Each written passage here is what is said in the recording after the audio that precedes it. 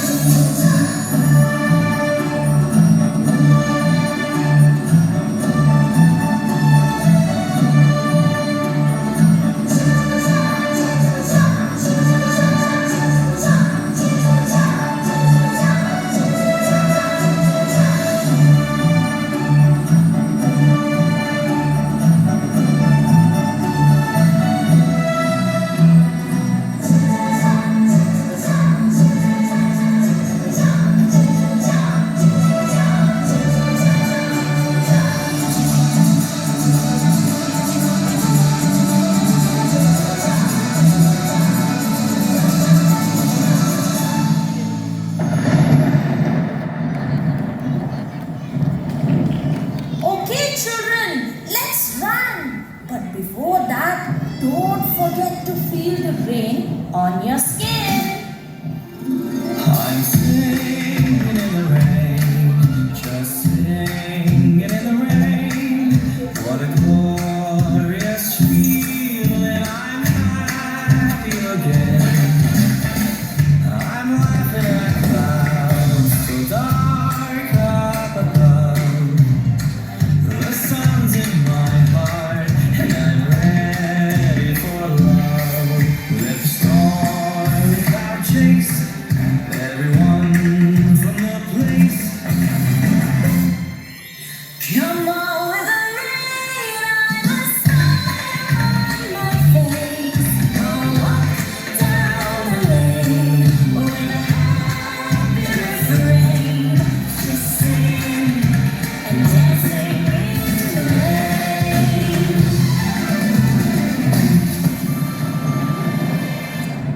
Wow, आज तो मजा ही आ गया. Good to hear that. But before we go back to our school, it's time to bake a cake and let our tongue get the sweetest taste.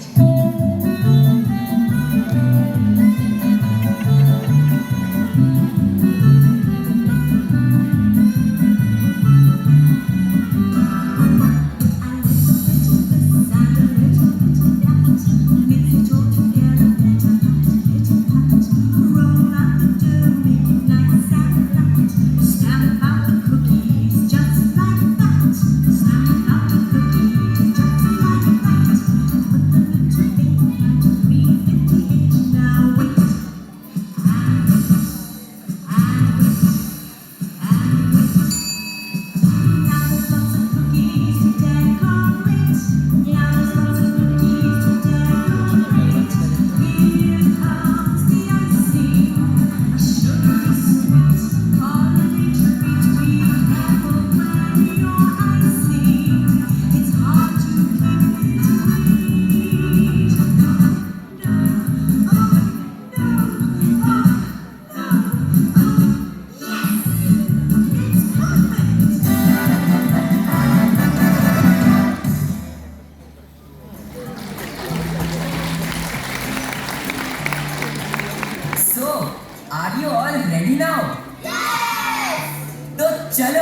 आओ अपने bioscope के through तुम्हें ले चलता हूँ हमारे अपने शहर दिल्ली के सफरनामे पर।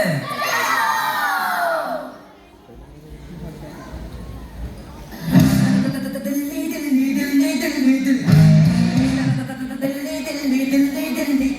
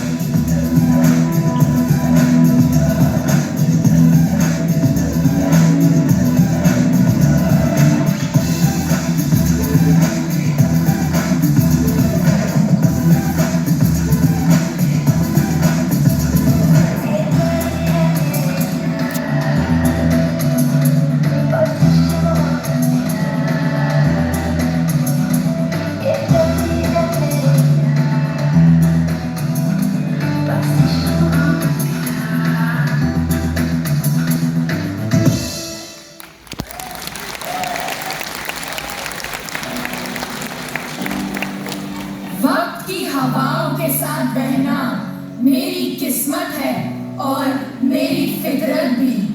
जिंदगी की रवानी में वक्त के साथ मैंने कितने मंजर देखे हैं।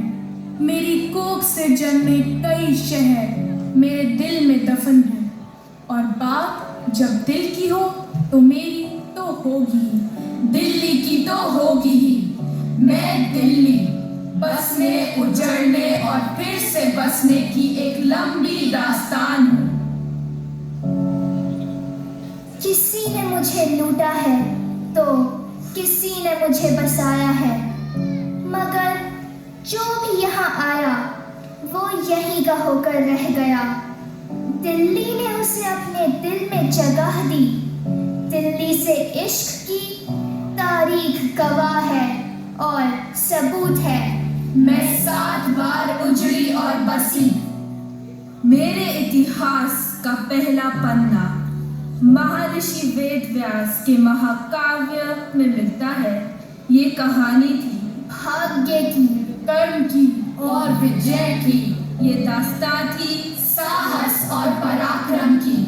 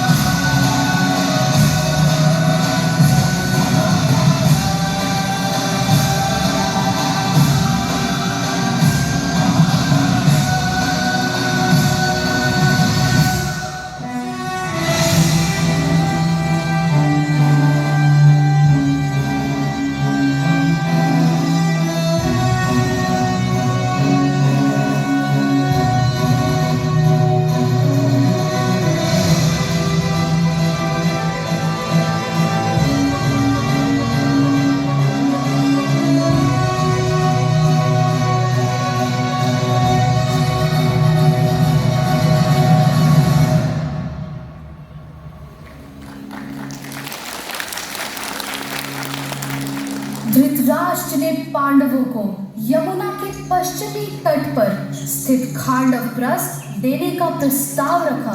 वो पथरीली भूमि का एक ऊबड़ खाबड़ क्षेत्र था जहां नाग और असुर बसते थे, लेकिन इंद्रदेव और विश्वकर्मा की कृपा से वहां इंद्रप्रस्थ नामक एक सुंदर नगरी का निर्माण किया गया। तदुपरांत महाराज युधिष्ठिर का राज्याभिषेक किया गया।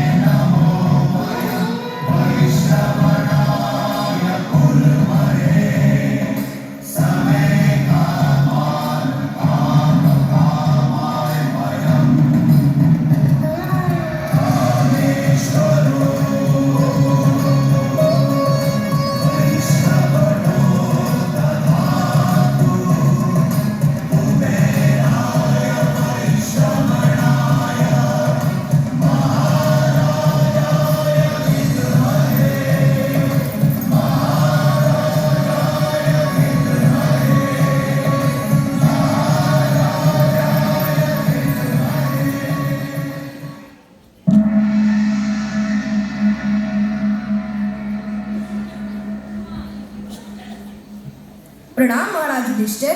प्रणाम काकाश्री। हस्तिनापुर में खेल के लिए एक सभा मंडप बनाया गया है। उसे देखने के लिए मैं आपको और आपके भाइयों को न्योता देने आया हूँ। राजा धृतराष्ट्र की इच्छा है कि आप सब भाइयों सहित वहाँ आए, उस मंडप को देखें और 2 हाथ चौसर भी खेलें। काकाश्री, चौसर का खेल अच्छा नहीं, इसमें आपकी क्या सलाह है? मैंने तो भरसक कोशिश की थी कि इसे ना होने दो, परंतु राजा की आज्ञा थी, इसलिए आना पड़ा। अब आगे जैसी आपकी इच्छा। राजवंशों की रीति के अनुसार खेल का निमंत्रण मिलने पर उसे अस्वीकार नहीं किया जा सकता। हम अवश्य आएंगे।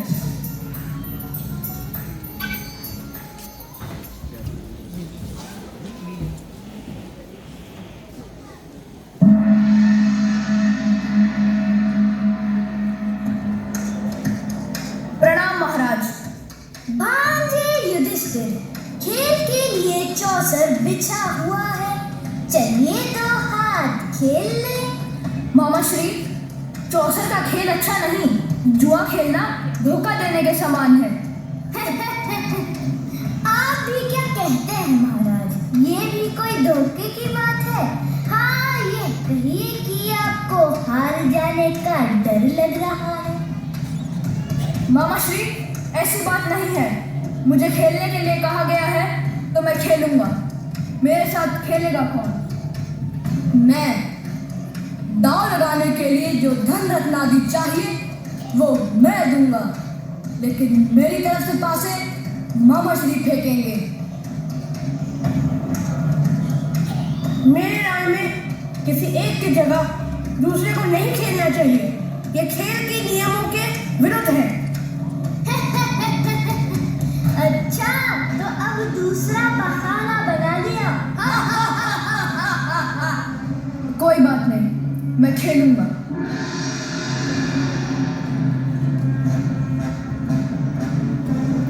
पहले रत्नों की बाजी लगी, फिर सोने चांदी के खजानों की, उसके बाद रथों और घोड़ों की। शकुनी का पासा मानो उसके इशारों पर चलता था।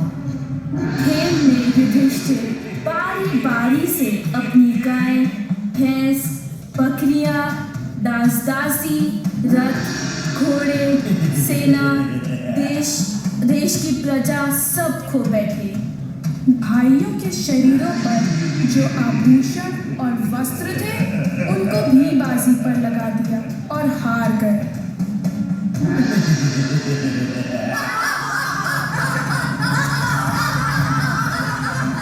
अब दांव पर क्या लगाओगे भांजे?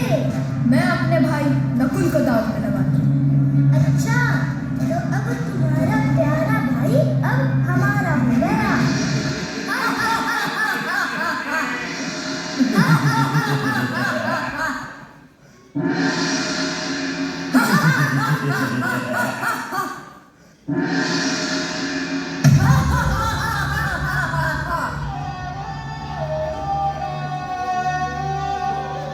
और कुछ बाकी है भांजे?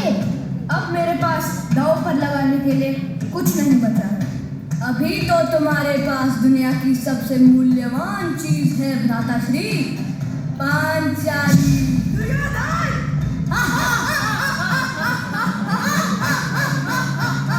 सोच लो भांजे, क्या पता तुम्हारी हार को जीत में बदल दे।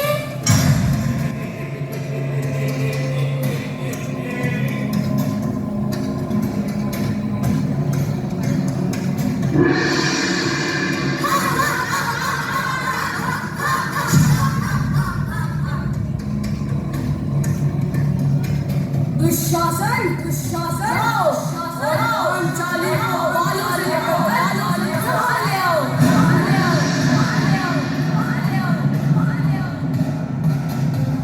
जैसी आपकी आज्ञा भ्राताश्री।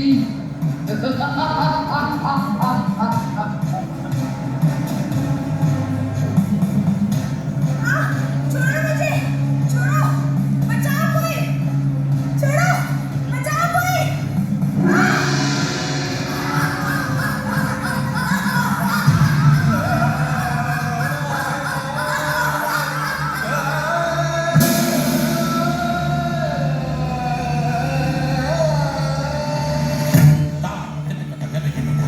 Ta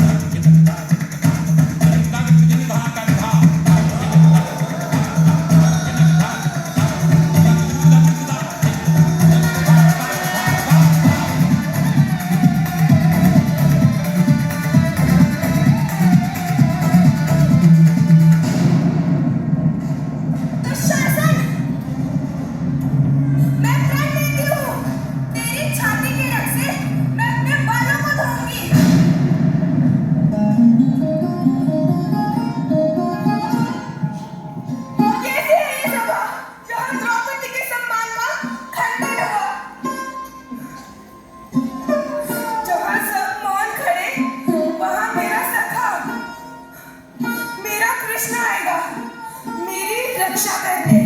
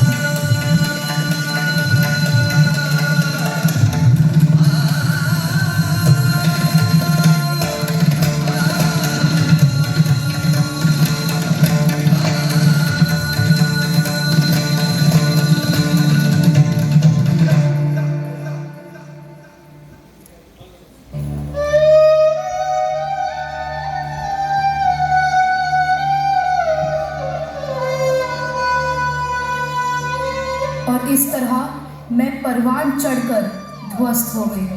अहंकार ने इंद्रप्रस्थ को फिर से खांडवप्रस्थ में बदल दिया।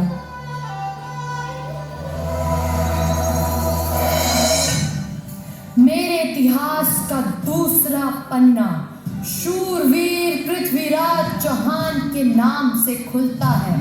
अजमेर के इस राजपूत में राजस्थान, गुजरात, पूर्वी पंजाब से होते हुए दिल्ली पर नजर डाली और उसे दिल्ली की मिट्टी से प्रेम हो गया।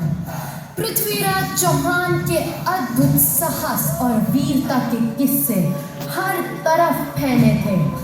उधर जब कन्नौज के राजा जयचंद की बेटी संयोगिता ने उनकी बहादुरी और आकर्षण के किस्से सुने तो उनके हृदय में पृथ्वीराज चौहान के लिए एक प्रेम की भावना उत्पन्न हो गई।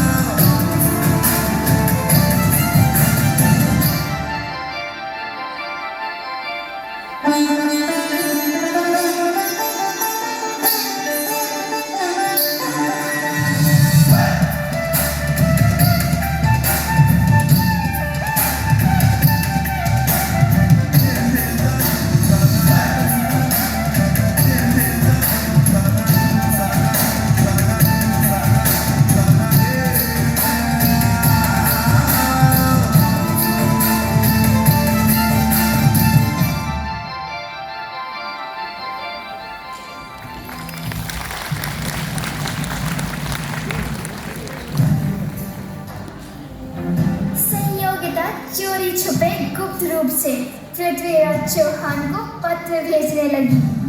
पृथ्वीराज चौहान भी राजकुमारी संयोगिता की सुंदरता से बेहद प्रभावित थे और वो भी राजकुमारी की तस्वीर देखते ही उनसे प्रेम कर बैठे थे।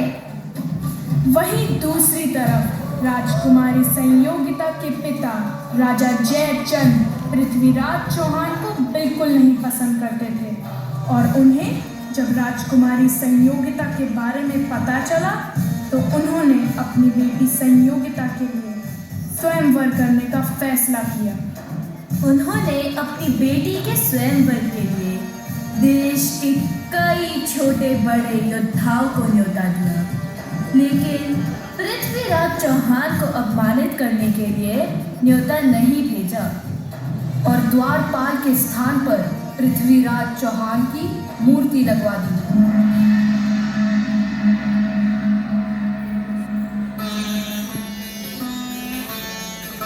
आप सभी राजकुमारों का मैं कन्नौज का राजा जयचंद अपनी बेटी संयोगिता के स्वयंवर में आने के लिए धन्यवाद करता हूँ।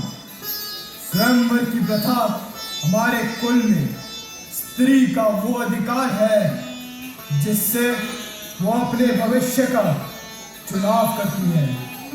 हमारी पुत्री इस सभा में उपस्थित जिस वीर राजकुमार को अपने योग्य समझेगी उसी के गले में वरमाला डालेगी। आओ पुत्री, अब तुम उपस्थित राजकुमारों में से अपने लिए अपनी इच्छा से अपना वर चुनो। जी पिताजी।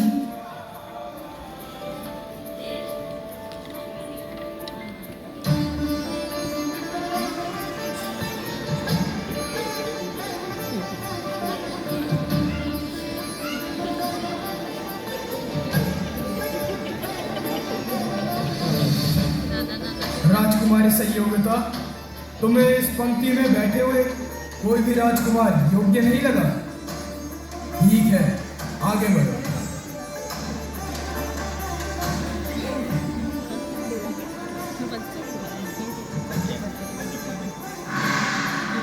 कौन है ये जिनके चेहरे पे सूर्य के समान तेज है?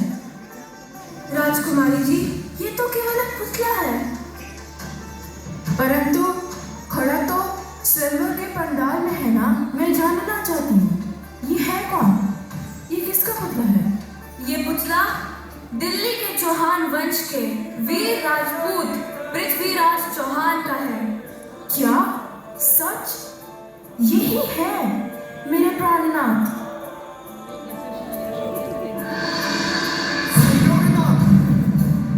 तुम इन आमंत्रित राजकुमारों का अपमान नहीं कर सकती। तुम इस पुतले को वरमाला नहीं पहना सकती। मैं कोई पुतला नहीं हूँ, मैं पृथ्वीराज चौहान हूँ।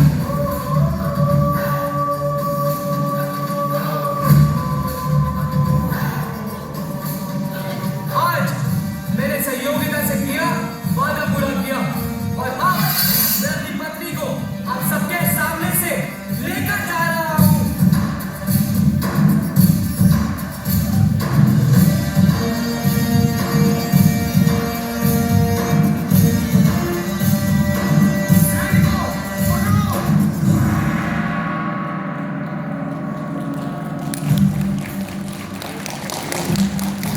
और इस तरह वो भरी सभा में से संयोगिता को अपने साथ दिल्ली ले आए। उनकी वीरता का आलम ये था कि उन्होंने शक्तिभेदी तीरंदाजी में महारत हासिल की थी। दिल्ली की आन को बचाने के लिए 2 बार तो शासक मोहम्मद गौरी के साथ घमासान युद्ध किया। तराइन की मिट्टी पर 1131 में पृथ्वीराज चौहान वीर गति को प्राप्त हुए।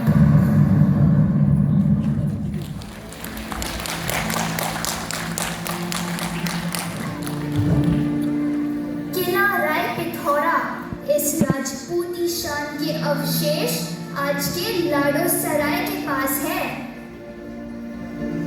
अब मोहम्मद गौरी ने दिल्ली को हासिल किया, मगर उसके दिल में रह न सका। ईरान पर लगातार हमलों के कारण उसने अपने गुलाम कुतुबुद्दीन ऐबक को दिल्ली की डोर थमा दी और उसे लौटना पड़ा।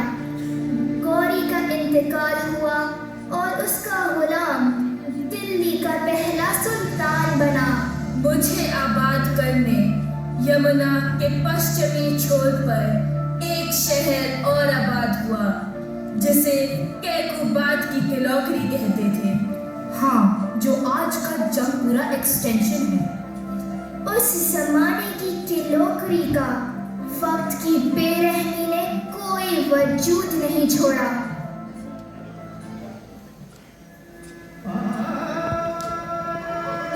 इस शहर में एक ऐसा भी दीवाना था जिसे आशिक दिल्ली, तूतिए हिंद, हजरत अमीर खुसरो कहा करते थे।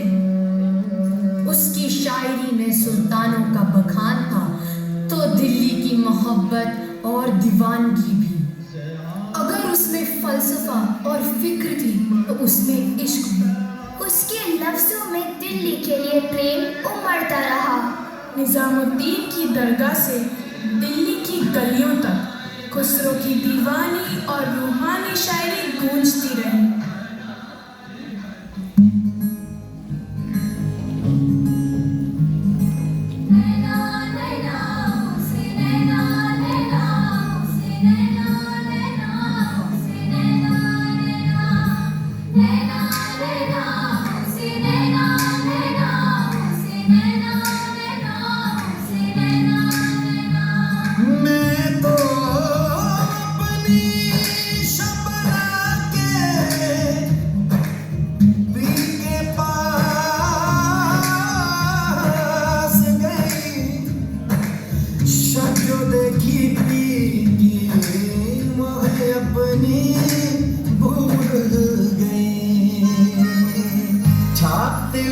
सब छीन ले, छाप तिलक सब छीन ले, मोसे मिलाई के छाप तिलक सब छीन ले, मोसे नैना मिलाई के, नैना मिलाई के मोसे सैना लड़ाई के, बात ना तुम कहती रे, बात ना तुम कहती रे, मोसे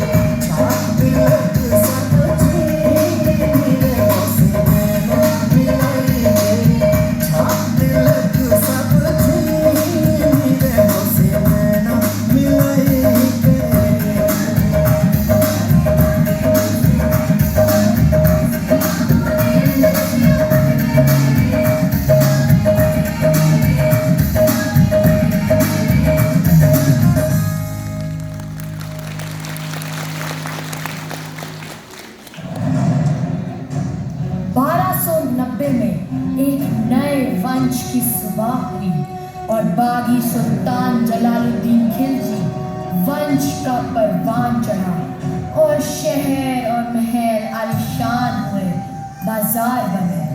शहर को फसील से घेरा और नाम रखा शहर-ए-नौ, यानी नया शहर। बनाने और बिगाड़ने के इस असीम दास्तां को एक नया मोड़ लेना था।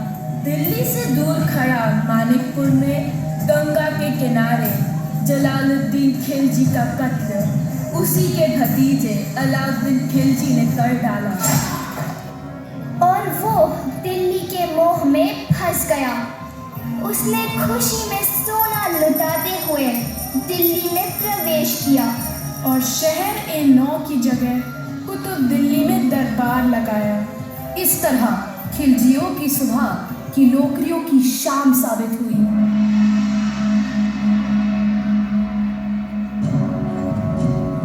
फिरोज शाह के इस अजीबोजान शहर पर दुश्मनों की बुरी नजर थी। तैमूर हिंदू कुश के पहाड़ों से तूफान की तरह उठा और दिल्ली में छा गया।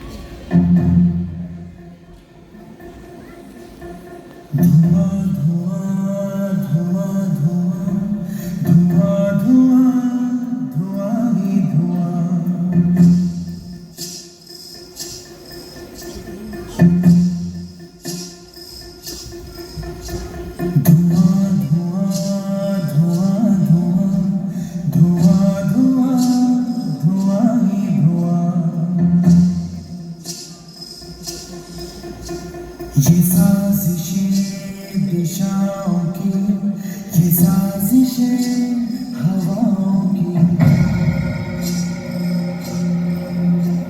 नजर मेरी ज़मीन को लगी है आसमान की, है दर बदर ये लोग क्यों जले हैं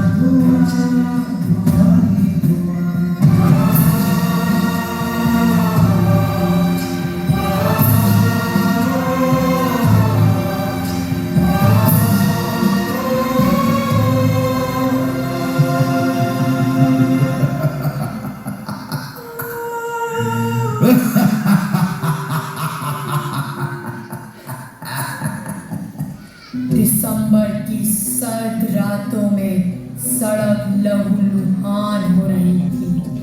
3 दिन और 3 रात तक मैंने खुद को खून से नहाते हुए देखा। कटे जिस्म, लुटे बाजार से झांकती खौफजदा आंखें किसी के जाने का इंतजार कर रही थी।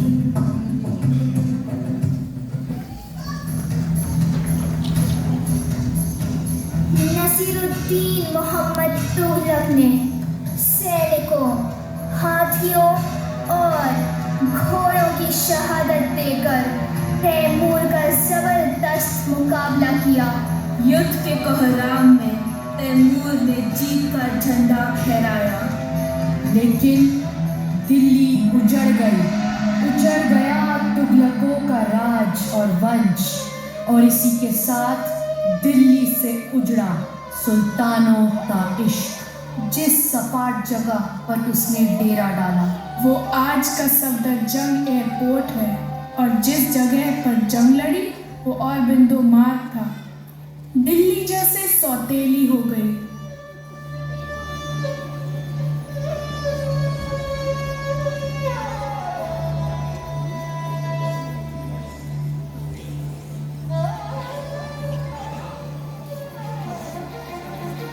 नादिर शाह को हीरो से इश्क था और हुमायूं को दिल्ली से। हुमायूं के पास ग्वालियर के राजघराने का एक ऐसा हीरा था जिसकी जौहरी जब भी कीमत लगाते तो कहते थे कि इसकी कीमत में पूरी दुनिया एक दिन का खाना खा सकती है। नाम था कोहिनूर। दोनों आशिकों को उससे इश्क था। शाह तैमास की मदद से हुमायूं 15 साल बाद दिल्ली वापस लौटे।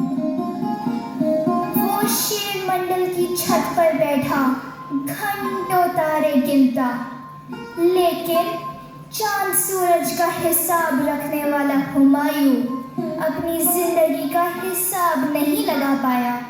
24 जनवरी 1556 में दिल्ली लौटने के 1 साल के भीतर एक दिन शाम को अजान की आवाज सुनकर बैठने वाला था कि उसका पैर उलझा और वो शेर मंडल की चक्करदार सीढ़ियों से गिर गया, और उसका अंत 26 जनवरी 1556 को हो गया। सियासी वजहों के तहत शाहजहां ने अपनी पुरानी राजधानी आगरा को छोड़कर दिल्ली में लाल किले की बुनियाद डाली और 9 वर्ष में दिल्ली को अपनी राजधानी बनाकर यहीं से पूरी मुगल सल्तनत का आगाज किया। आज आप नौबत खाने के पास बैठे हैं। आज का दिन बहुत खास है। 18 अप्रैल महज 9 सालों में ये शानदार किला बनकर तैयार हो गया। आज शाहजहां सबका इस्तकबाल करेंगे और इस किले में भी पहली बार आएंगे। अपनी निगाहों को थाम कर रखिए।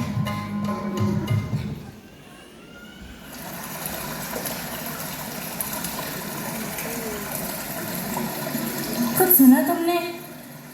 क्या सुनना है शहजादी साहिबा? कलकल करती यमुना की लहरों की आवाज, कितनी सुरीली है इनकी तार। अब्बा हुजूर ने अपनी राजधानी के लिए यही जगह चुनी है। यमुना हमारी हिफाजत ही नहीं बल्कि खुशहाली, तरक्की और हमेशा आगे बढ़ने की नसीहत भी देती है। सुनो गौर से यमुना के धारा के संगीत को। जी सचमुच बहुत सुरीली है। ये आवाज मानो जैसे छेड़ दिया हो राग दरबारी, राग भोपाली। शहजादी साहिबा देर हो रही है, हमें चलना चाहिए। बादशाह हुजूर दीवाने आम में पहुंचते ही होंगे। हाँ हाँ चलो, जल्दी चलो। आज तक आप शाहजहां से किताबों के पन्नों में मिले होंगे।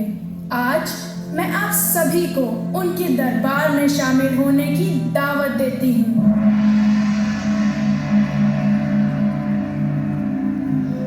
होशियार खबरदार, मुगलिया सल्तनत के चश्मो-चराग वल्द नूरुद्दीन मोहम्मद जहांगीर, बादशाह-ए-हिंदुस्तान शहाबुद्दीन मोहम्मद शाहजहां दरबार में तशरीफ ला रहे हैं।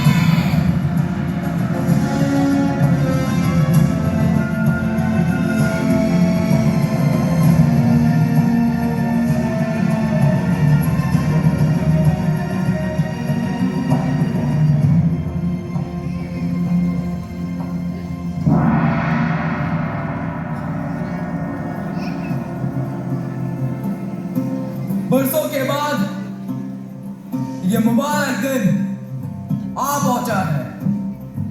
मैं शहंशाह हिंदुस्तान शाहजहां इसके लिए से आप सबका खैर मकदम करता हूं। आने वाला हिंदुस्तान नए वक्त को लिखेगा। हमारी अजीज रियाया दिल्ली वाले लोगों, ये लाल किला आप सबको मुबारक हो।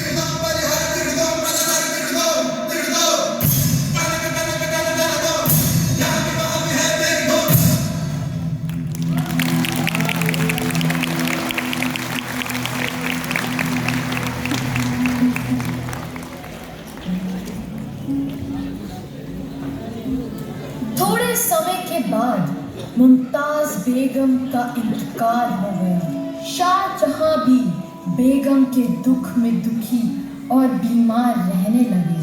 सुल्तान का बेटा दारा शिकोह और शहजादी जहानारा उनकी फिक्र में रहते थे।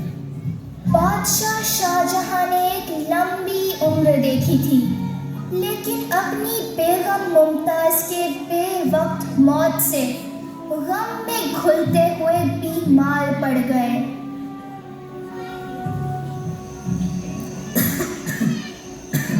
जहानारा, अब वालिद साहब की तबीयत कैसी है?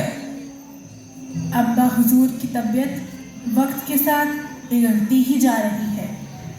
जैसे ही ये खबर बाहर पहुंचेगी कि बादशाह की तबीयत नासाज है, दुश्मन ताकतें सर उठाने लगेंगी। तख्त की हिफाजत के लिए जंग के मैदान में भी उतरना पड़ सकता है।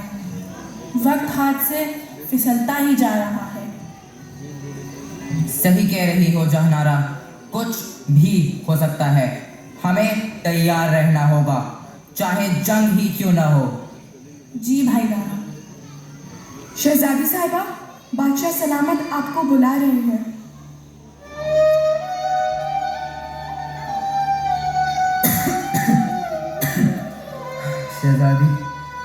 शहजादी जहानारा, जी अब्बा हुजूर। तुम पर अब सारी जिम्मेदारी है।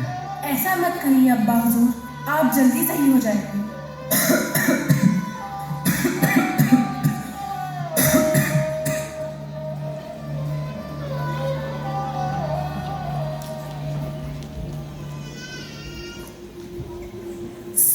साल की उम्र में ही जहानारा बादशाह बेगम बन गई।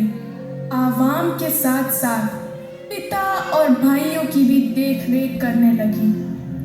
सभी उनकी इज्जत करते और दारा शिकोह और उनकी सोच में एक ही जैसी बात थी, इसलिए एक दिन उसे बुलाकर कहा, भाई दारा, हमारे व्यापारियों और साहित्य कला प्रेमियों के लिए क्यों ना एक ऐसी जगह बनवाई जाए जिससे हमारी सल्तनत का व्यापार बढ़ने के साथ ही रूहानियत के लिए साहित्य और कला का भी स्थान हो।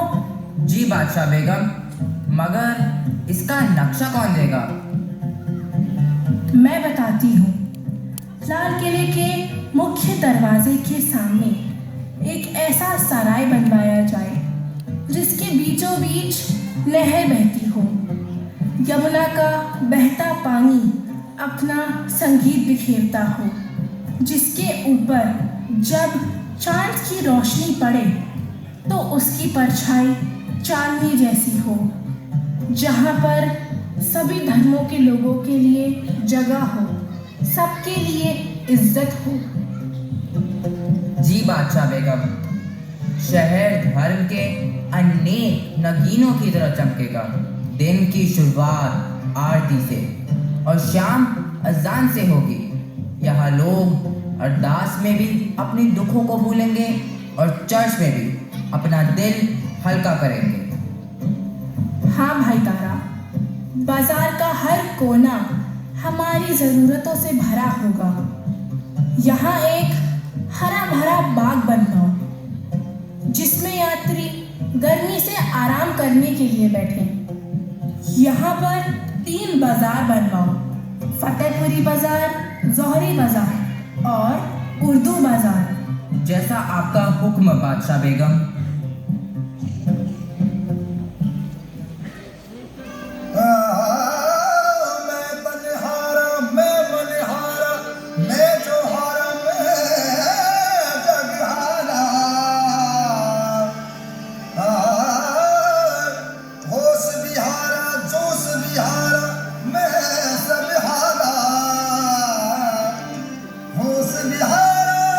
जोश बिहारा,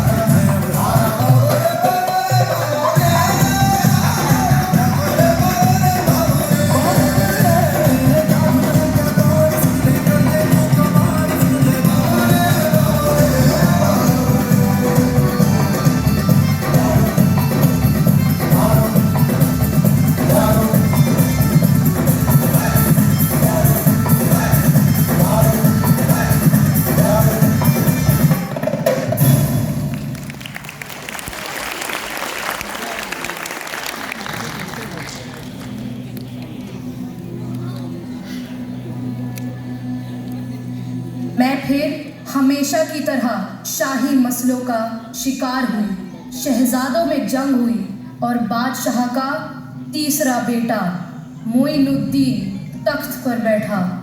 जहां आंखों में खुशी थी तो दिल में गम। मुझे आबाद करने वाला शहंशाह आगरा में कैद किया गया। नए बादशाह औरंगजेब ने चारों तरफ अनुशासन की दीवार बनाई। अपने भाई दारा का सर कलम करके बहन जहानारा के साथ बनते बिगड़ते रिश्तों के बीच शहंशाह बन गया। एक रिश्ता बादशाह और आवाम के बीच दोस्ताना था, अब वो मलकियत और तर्ज पर बदलता गया। जहां साहित्य, कला और उत्सव का संगम हुआ करता था, अब उनकी कोई अहमियत नहीं रही। बगावत का दौर शुरू हुआ और औरंगजेब भी बगावतों से लड़ता हुआ थक चुका था और वो रुखसत हो गए। जंग ने लूट कर वीरान कर दिया था। नादिर शाह के बाद जंग का सिलसिला चलता रहा। जैसे ये जंग मेरी मिट्टी के लिए एक रस्म बन गई, मेरे किले के दरवाजे तक को नहीं छोड़ा गया। मेरे पास बाशिंदों ने इस हाल में जीना सीख लिया था। हर पल को आखिरी पल समझकर जीने लगे, जैसे फिक्र ही ना हो। दिल्ली वालों को दिल वालों के नाम से जाना जाने लगा। ये वो दौर था जिसमें मैं बिखर रही थी। देश में हर तरफ अवध में नवाबों ने, हैदराबाद में निज़ाम ने, राजपूत के राणाओं ने और दक्कन में मराठाओं ने अपनी हुकूमत का बिगुल बजाया। मैं टूटकर बिखर गई। 1617 में जहांगीर की सत्ता के समय अंग्रेजों ने कदम बढ़ा दिए थे, मगर अब वो गिरेबान तक पहुंच गए थे। मुगलिया सल्तनत कमजोर हो गई। कंपनी बहादुर की मदद लेनी पड़ी। धीरे धीरे कंपनी बहादुर अपनी ईस्ट इंडिया कंपनी का परचम लिए पैर पसारने लगे। ये वो दौर था जब हाथियों और घोड़ों से लड़ाइयों का लुत्फ उठाने वाले अब कबूतर उड़ाकर खुश होने लगे। अब तलवारों में जंग लगने लगी, मगर मेरे दिल्ली वालों ने जंग भरी तलवारों से कलमकार किया और इस तरह शुरू हुआ उर्दू साहित्य का दौर। मेरी गलियों में चलने फिरने वालों में जैसे अव्वल दर्जे के शायर इसी दौरान हुए। मेरे बाशिंदों में से एक का नाम था मिर्ज़ा असादुल्लाह हबीब खान, जिन्हें मिर्ज़ा गालिब के नाम से भी जाना गया। और एक थे शेख इब्राहिम ज़ौक़, आखिरी मुगल बादशाह बहादुर शाह जफर के उस्ताद। हम तो इतने दिनों से पूछ रहे हैं भाई, कोई हमें असद भाई का घर ही बता दो। आगरे में बहुत जूतियां पहनाई हैं उन्हें, मगर कोई खुदा का बंदा। खुदा के बंदों से हमारा क्या सरोकार भोलेनाथ, किसी मैं खाने में पता क्या होता। और हाँ, असद नहीं, दिल्ली में गालिब के नाम से बदनाम हूँ। अरे भाई, ये जूतियां तो बहुत काटती हैं। अब हजरत, तुम जूती के मुंह में पाँव डालोगे तो काटेगी नहीं तो और क्या करेगी? बड़े बदतमीज हो मियां। अरे बुरा मत मानिए आप, जरा मुंह लगा मोची है, पर जूती अच्छी बनाता है। और यूं भी साहब, दिल्ली में आगरा की जूती खूब चलती है, क्यों असद भाई? हाँ, जूती चलती है बस। अरे मिर्जा साहब देखो, वो आ रहे हैं। कौन आ रहे हैं भाई? उस्ताद ज़ौक़। अरे वो सामने से आ रहे हैं। बड़ी शान से आ रहे हैं गली में। शायद जानते नहीं कि ये किसकी गली है। अजी, ये नौशा मियां की गली है। उस्ताद, सुना है आजकल दक्कन में शायरों को अच्छी रकम दी जा रही है, हम वहां तो नहीं चलते। इन दिनों गर्चे दक्कन में है बड़े कदरे सुखन, इन दिनों गर्चे दक्कन में है बड़े कदरे सुखन, मगर कौन जाए ज़ौक़ दिल्ली की गलियां छोड़कर। वाह उस्ताद वाह। सुना है बना है शहर का मुसाहिब, फिरे है इरादा। वाह मिर्जा नौशाद वाह। बना है शेर का मुसाहिब, फिरे है इतराता। वाह भाई वाह। बना है शहर का मुसाहिब, फिरे है इरादा। बना है शहर का मुसाहिब, फिरे है इतराता।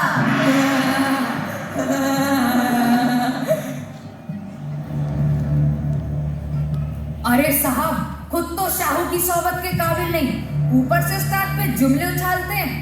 निहायती ओछी हरकत की है मिर्जा ने। अरे याद नहीं, जब मुशायरे में से दुम दबा कर भाग गए थे।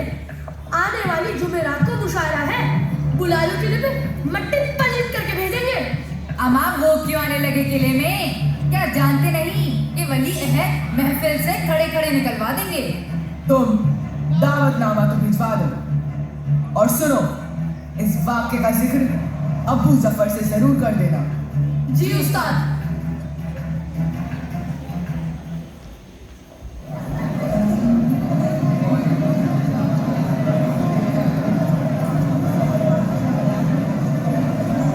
उन तमाम शौरा को और उन सुखनवर हजरात को जो आज के इस मुशायरे में शरीक हो रहे हैं, मुशायरे के शुरुआत से पहले हम एक बात साफ कर देना चाहते हैं कि कुछ शौरा हजरत शायद हमारे उस्ताद शेख इब्राहिम ज़ौक़ से अनजान है और सरेरा उन पर जुमले कसते हैं जो उनके अपने शान के खिलाफ है।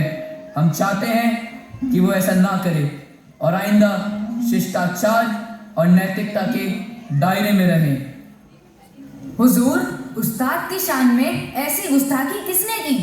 मिर्जा नौशाद ने, उन्होंने सरेआम उस्ताद की शान में जुमला कसा। क्या कहा? कहा बना है शहर का मुसाहिब, फिरे है इतराता। क्या ये सच है मिर्जा? जी हुजूर, ये सच है। दरअसल मेरे नए मक्ते का मिशराए उला है। मक्ता इरशाद फरमाएंगे आप? जी हुजूर। बना है शहर का मुसाहिब, फिरे है इतराता। बना है शहर का मुसाहिब, फिरे है इतराता। मगर ना शहर में गालिब की आबरू क्या है। वाह, क्या मक्ता है मिर्जा, वाह वाह। मक्ता इतना खूबसूरत है तो फिर पूरी गजल क्या होगी? सुनी जाए बादशाह। मिर्जा अगर सहमत हो तो पूरी गजल सुनाइए। आज के मुशायरे का आगाज इसी गजल से किया जाए। शमाए महफिल जनाब असदुल्ला गालिब के सामने लाई जाए। इजाजत है? इरशाद। हर एक बात पे कहते हो तुम कि तू क्या है। हर एक बात पे कहते हो तुम कि तू क्या है। वाह मिर्जा वाह। हर एक बात पे कहते हो तुम कि तू क्या है। वाह। तुम ही कह दो ये अंदाज़े गुफ्तगू क्या है। वाह वाह मिर्जा वाह, माशाअल्लाह वाह वाह। अर्ज किया है इरशाद। रगों में दौड़ने फिरने के हम नहीं कायल। रगों में दौड़ने फिरने के हम नहीं कायल। जब आँखी से न टपका तो फिर लहू क्या है। वाह मिर्जा वाह, वाह मिर्जा माशाअल्लाह वाह। रही न ताकते गुफ्तार और अगर वो भी रही न ताकते गुफ्तार और अगर वो भी तो किस उम्मीद पे कहिए ये आरज़ू क्या है। वाह मिर्जा वाह, वाह मिर्जा बहुत बढ़िया वाह। हुआ है शहर का मुसाहिब, फिरे है इतराता। वाह मिर्जा, हुआ है शहर का मुसाहिब, फिरे है इतराता। वाह। वगरना शहर में गालिब की आबरू क्या है। वाह मिर्जा, वाह मिर्जा, वाह मिर्जा, वाह मिर्जा, वाह मिर्जा, बहुत खूब, वाह मिर्जा, बहुत खूब। मिर्जा नौशा। मेरी हस्ती अब फिर हंगामों का शिकार हुई। वक्त अपना पन्ना पलटता है। सन 1857 में बैरकपुर रेजिमेंट के सैनिक मंगल पांडे के विद्रोह ने दिल्ली पहुंचने तक गदर का रूप ले लिया। कश्मीरी गेट से लाल किला पहुंचने में अंग्रेजी फौज को 5 दिन लगे। बहादुर शाह ने हुमायूं के मकबरे में पनाह ली, मगर दूसरे दिन ब्रिटिश रेजिमेंट ने गिरफ्तार कर लिया। जिस लाल किले से वो चला था वहां पर मुकदमा चला। देश निकाला करके रंगून पहुंचे और 1862 में मुगल सल्तनत के अंतिम बादशाह का अंत हुआ। अंग्रेज आए थे गुलाम बनाने, मगर दिल्ली पर दिल आ गया। अब बारी थी उसे अपनी पहचान देकर एक नया शहर बसाने की, दिल्ली का अंतिम शहर। 1911 में जिस जोड़ी को ये जिम्मा सौंपा गया उसका नाम था एडविन लुटियंस और हर्बर्ट बेकर। काफी बहस और विचार के बाद ये तय हुआ कि शाहजहानाबाद से दक्षिण रायसीना की पहाड़ियों पर होगा ये ब्रिटिश शहंशाहियत का प्रतीक, जहां पर होगा पूर्व और पश्चिम की सभ्यताओं का मिश्रण। छज्जा, छतरी, गुंबद और यूनानी तर्ज का स्तंभ समूह, बीच में वायसरॉय का महल और दोनों ओर सचिवालय। पुराने किले से सीधी लकीर खींची जाए तो इंडिया गेट से गुजरती हुई वायसरॉय के महल में खुलती है। मुझे खुद की नई धड़कन की आवाज़ सुनाई दे रही थी। नई धड़कनों के साथ मुझे नए नाम से पुकारा गया। मुझे नई दिल्ली कहा गया। नई दिल्ली नए नए लिबास में लिपटने को तैयार थी, लेकिन मेरे नए लिबास के नीचे न जाने कितने बेगुनाहों के कफन थे और मेरी आंखों में पुराने दिलों के अफसाने थे जो जलकर आंसू बनकर बाहर आ रहे थे। मुझे जंजीरों में जकड़ दिया गया था। तकलीफ बढ़ती ही जा रही थी और एक दिन ऐसा आया कि हिंदुस्तान ने गुलामी की जंजीरों को तोड़ दिया। हिंदुस्तान आजाद हुआ। वो दिन था 15 अगस्त 1947 का, जब दिल तो टूट गए मगर दिल्ली यानी हिंदुस्तानी दिल लाल किला पर तिरंगा फहराकर आजाद कहलाया।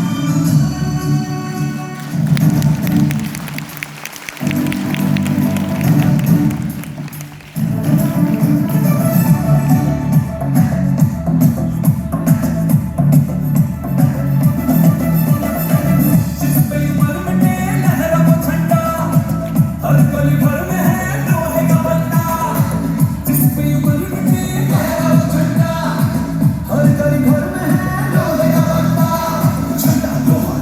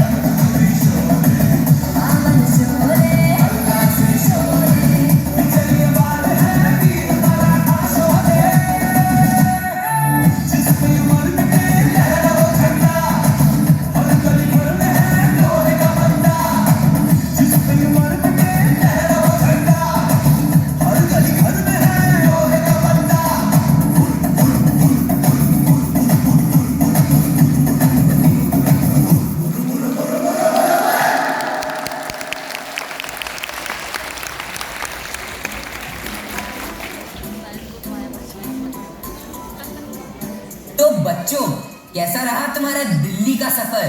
बहुत ही बढ़िया बायोस्कोप वाला। मगर आजकल तो दिल्ली चारों तरफ से समस्याओं से घिरी हुई है। हाँ, तुम बिल्कुल ठीक कह रहे हो। सड़क पर दौड़ती हुई जिंदगी कभी ट्रैफिक जाम का शिकार होती है तो कभी उससे निकले हुए धुएं का। हाँ, हमारे स्कूल भी अक्सर दिवाली के बाद बंद हो जाते हैं। बढ़ता प्रदूषण दिल्ली को गैस चेंबर बना रहा है। बढ़ती आबादी के कारण स्वच्छता भी नहीं रही। देश की राजधानी होने के बावजूद कई इलाके गंदगी से भरे हुए हैं। आए दिन स्वच्छता ना होने के कारण दिल्ली के लोगों का स्वास्थ्य खराब रहने लगा है। बच्चों, आप सब जो भी कह रहे हैं वो सब सच है। सरकार ने दिल्ली का ट्रैफिक जाम, बढ़ता प्रदूषण रोकने के लिए कई प्रयास किए हैं। मेट्रो और बस सर्विसेज को बदलने के साथ सरकार ग्रीन स्पेसेस को भी बढ़ावा दे रही है। मगर सबको एक साथ मिलकर ही इस मुश्किल का हल निकालना होगा। सरकार तो प्रयास कर रही है मगर इसका प्रभाव नहीं दिख रहा है, सिर्फ समस्याएं दिख रही है। मुझे लगता है कि सरकार के साथ हमें अपनी डेली रूटीन में भी कुछ चेंज करना ही होगा। हर व्यक्ति को पेड़ लगाना चाहिए जिससे आसपास हरा भरा बना रहे। हर व्यक्ति को कम से कम गाड़ी निकालने की कोशिश करनी चाहिए।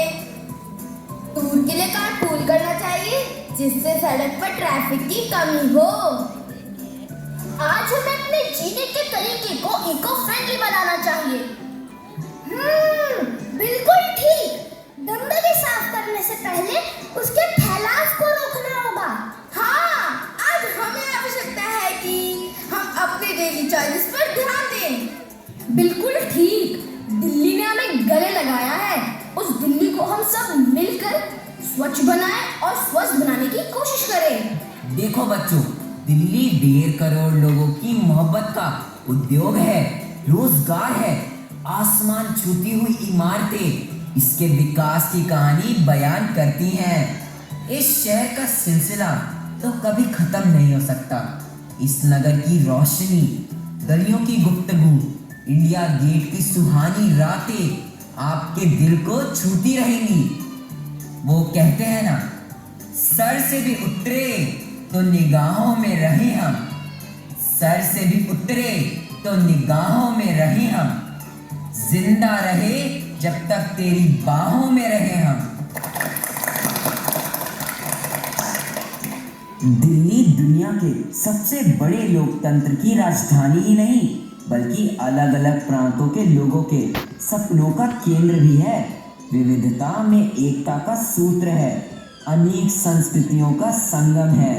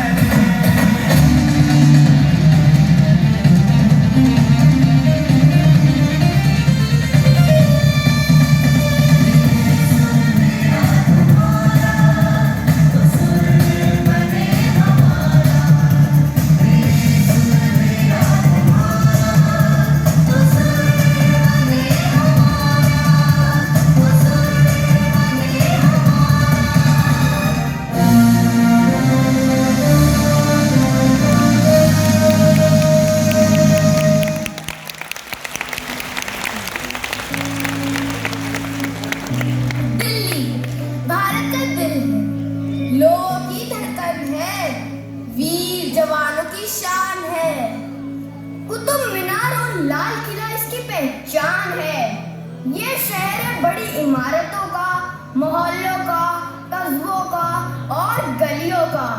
सफर है दिल्ली का, जमीन से आसमान तक का। ये यात्रा है इस शहर की, ख्वाबों से उड़ान तक की। और दिल्ली की जान है उसमें रहने वाले दिलदार लोग जो इसको दुनिया की खूबसूरत शहरों में से एक बनाते हैं। हर किसी का स्वागत खुली बाहों से करते हैं, चाहे कितनी भी बार गिरे पर एक दूसरे के हाथों को थामे वापस खड़े हो ही जाते हैं। तो दिल्ली वालों, एक बार अपने आप के लिए जोरदार तालियां हो जाए।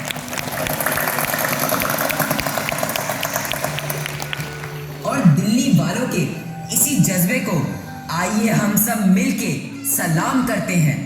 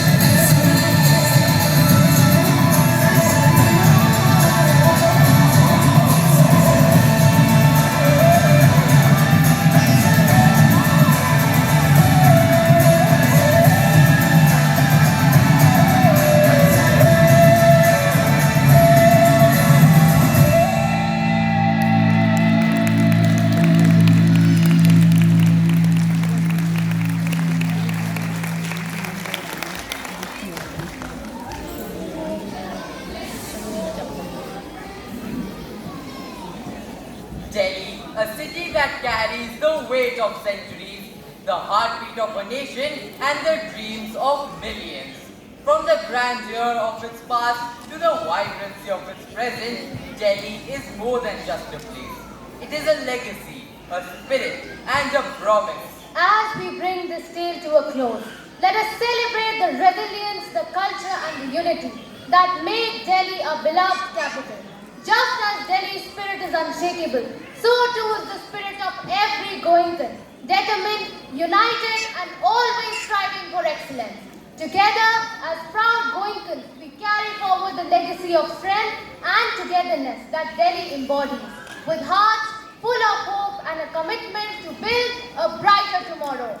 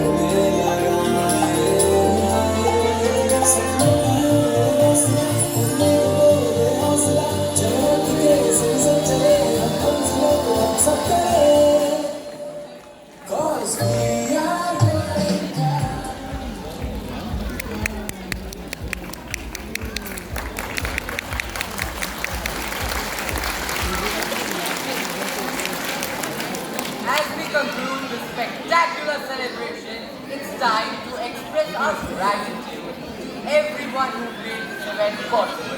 Her heart beats for the future we create. Her vision sharp, her purpose great. With wisdom and strength, she steers our course. Our headmistress, a true source of hope. To wrap up, we are honored to have with us our headmistress, Ms. Vibhu Gupta, to deliver the vote of thanks.